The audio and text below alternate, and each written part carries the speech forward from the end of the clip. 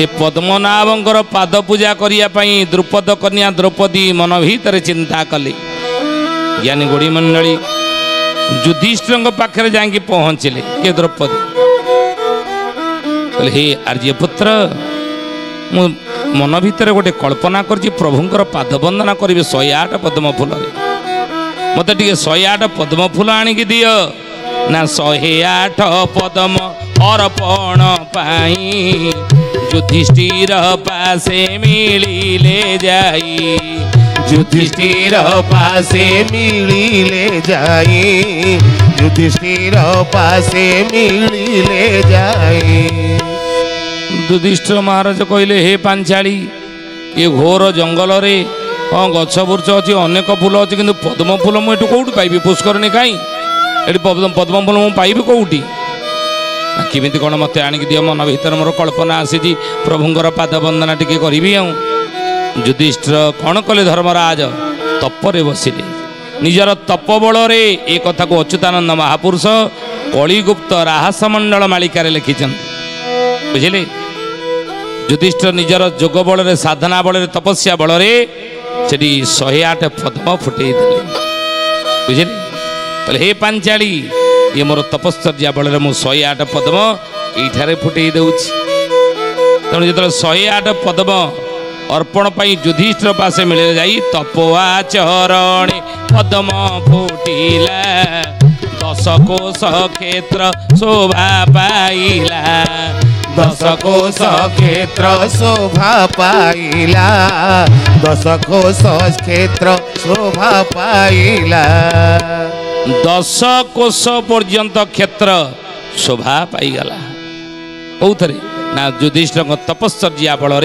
साधना बल 10 कोश कोशक होते ना 3 किलोमीटर कोशक हो 3 किलोमीटर बोलिए महापुरुष अच्युतानंद जी की ज्ञानी गुणी मंडली शुद्धि जानी कहले बाबू रे 108 पद्म अर्पण पाई युधिष्ठिर पासे मिले जाई तप आचरण पद्म फुटिला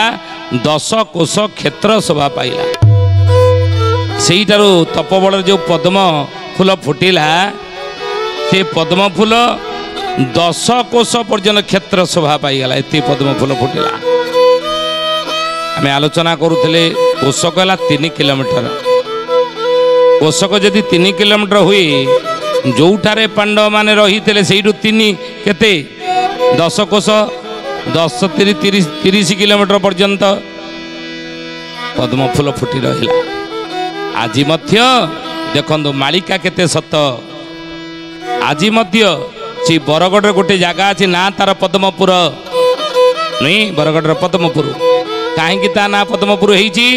ना युधिष्ठिर राजा निजर तप बल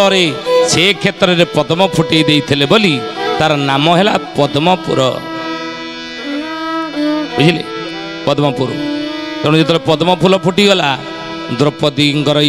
मन आनंद कहले न सरे खुशी हो गए भगवान कृष्ण पाखे जा पहुँचले कहले हे सखी ये सबू पांडव मान को मुझे देखिली तुम एपर्यंत थी कुआड़े हे केशव हे गोविंद मो मन भीतर गोटे कल्पना आसला अनेक दिन व्यवधान पर आपणकर मोर साक्षात तेणु आपणकर पाद वंदना करने मो मन भीतर कल्पना करी 108 पद्म फूल तेणु ये पद्म फूल ये कौटू आसो मो स्वामी धर्मराज युधिष्ठिर तप बल पद्म फूल सब फुटे 10 कोश पर्यटन पद्म फुटी ये ज्ञानी गुणी मंडली शुद्धि जानी भगवान कहे हौ ठीक अच्छे आउ द्रौपदी पाद वंदना करुचन प्रभुंर कि समय पद्म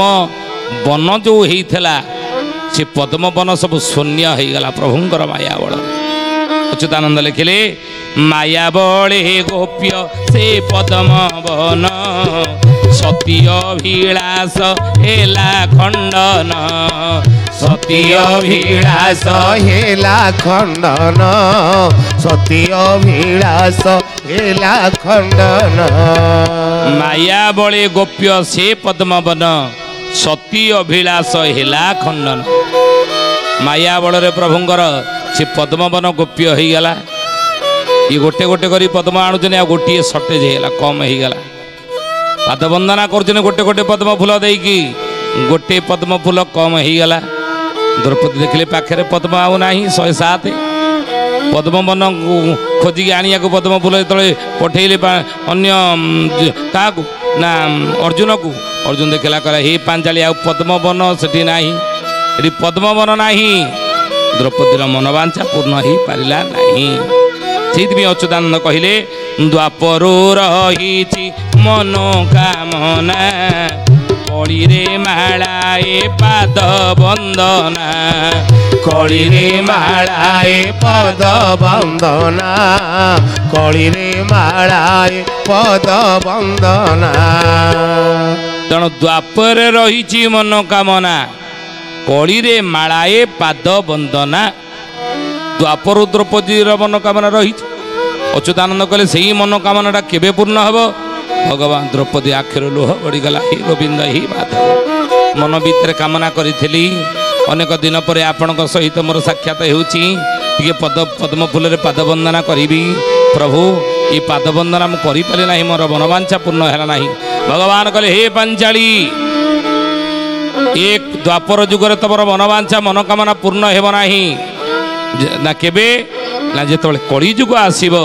ସେତେବେଳେ ତମର ମନୋକାମନା ମନବାଞ୍ଛା ପୂର୍ଣ୍ଣ ହେବ ତୁମେ ମୋର ପାଦ ବନ୍ଦନା 108 ପଦ୍ମ ଫୁଲରେ କରିବ ଆଉ ଯେଉଁଦିନ କରିବ ଜାଣିବ ସେଇଦିନ କଳି ଶେଷ ଏଇ ସତ୍ୟ ଯୁଗର ଆଗମନ ହେଇଗଲା ବୋଲି ଯୁଗ ପରିବର୍ତ୍ତନ ହେଲା ବୋଲି ଜ୍ଞାନୀ ଗୁଣୀ ମଣ୍ଡଳୀ କେବେ ସେ ମନୋକାମନାଟା କଳି ଯୁଗରେ ଦ୍ରୌପଦୀର ପୂର୍ଣ୍ଣ ହେବ ଅଚ୍ୟୁତାନନ୍ଦ ମହାପୁରୁଷ ଲେଖିଲେ ମାଳିକାରେ କହିଲେ ଐରି ଦକ୍ଷିଣେ ଯେବେ ଦେଖିବୁ ସାଗର ଐରି ଦକ୍ଷିଣେ ଯେବେ ଦେଖିବୁ ସାଗର ହିସାବ ରଖିବୁ ରାବୁ ରାଜନଙ୍କର ହିସାବ ରଖିବୁ ବାବୁ ରାଜନଙ୍କର ସତ୍ୟକର ଯେ भेटिबु से प्रभु भगवान जे सत्यकर हे भेटिबु से प्रभु भगवान हे अच्युतानंद महापुरुष लिखिले कहले केतेबेले द्रौपदी पाद वंदना करिब भगवानकर ना ऐरी दक्षिणे जेबे देखिबु सागर ऐरी कहले कौन छड़ ऐरी काम क्रोध लोभ मोह मद मच्छर छड़ ऐरी 6 लिखिबु देखिबु जेबे सागर ऐरी दक्षिण कहले डाहाण पटे सागर देखिबु बाँ पटे 6 रहिला सागर कहले केते ना सप्त सागर नहीं केते हैला 67 तेणु वर्तमान गजपति राजा दिव्य सिंहर केते अंक चली ना 67 अंक 24 मसीहार चलती 67 अंक यही समय द्रौपदीर मनोवांछा पूर्ण नहीं तेणु हे ज्ञानी गुड़ी मन से स्थान कौटा ना बरगढ़ पद्मपुर नृसिंहनाथ पीठ बुझे तेणु हे ज्ञानी गुण अच्युतानंद महापुरुष